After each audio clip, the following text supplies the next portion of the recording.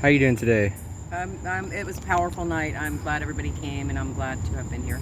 And how long is this going to go on for? Till August, the end of August. And what time? 7 to 9:30. Do you know the address here? 1901 South D Street, around back by the cemetery. Okay, and this is the Congressional Cemetery, and we're right beside it? Yeah, not around front, because our guys can see us back here. They can't see us around front. We're around front.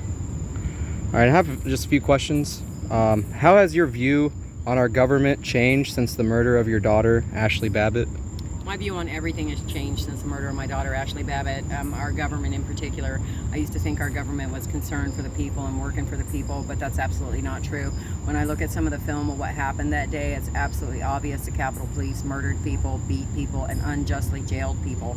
The FBI was complicit, Nancy Pelosi was complicit, and the Capitol Police were complicit. And also knowing what I didn't know then was the Capitol Police operate with impunity, not just immunity, and that they're not an actual police force, that they're an arm of Congress. And I would like to make it clear that I do support the blue. I back the blue. I appreciate the men and women that put on a uniform for this country every single day, and I know they do it with a brave heart.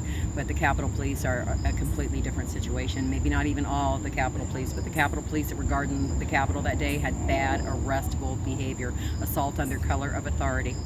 Okay. And tell us who your daughter was. Ashli was a life-loving, problem-solving, quintessential American female. She was independent, strong-minded, strong-willed, and went there that day to redress her government. Also to point out that if it was an insurrection, it was the gun-toting populace of America that was there that day, and nobody brought a gun, except the Capitol Police, who they used against innocent citizens. And does she have children or a husband? No children. This country left her unable to have children when she was wounded on her 21st birthday in Afghanistan. Oh, wow. And I think we got one last one. And then they denied her rendering of honors simply for being at the Capitol on the 6th of January. They did what? They denied her rendering of honors. So they took away her history in a sense. Absolutely. They did not let her have a military flag or a military service at all. I'm sorry. But we had some proud patriots do a flag service for her, and it was a lovely ceremony, but it's a further slap in the face by our government. Yeah. And what are your plans in the future to make Americans aware of what's going on in our corrupt system? I wish I knew the answer to that question. I've been blessed to be able to be here for a month and make my voice heard, to stand in solidarity with our political prisoners who are 580 days into solitary pre-trial detention, solitary confinement and pre-trial detention, not being convicted of a crime. They're not being shown the discovery against them, because it's my position that's because the film that would be the same as their discovery would show the FBI to be culpable.